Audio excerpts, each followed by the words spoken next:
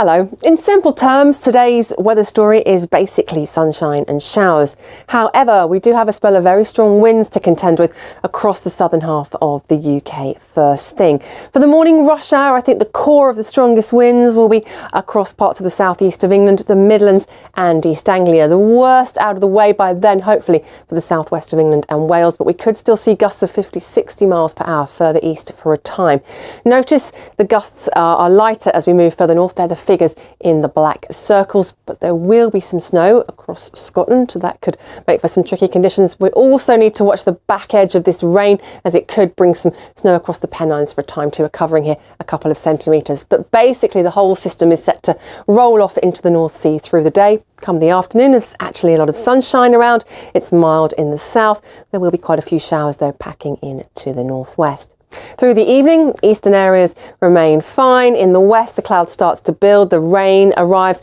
Quite chilly across the northeast of Scotland. A frost here, so perhaps some ice as this system runs into the colder air and across cold ground. There will be a little bit of snow for a time too. Elsewhere, a milder story by the time we move into the small hours of Friday, because this area of low pressure is barreling in from the Atlantic, and it's a deep low. The isobars are closely packed, and the winds are the defining feature of our weather story for Friday and on into Saturday once again. If anything, the risk of disruptive winds is more widespread from any time midday Friday really on into Saturday, covering all but potentially the far north of Scotland.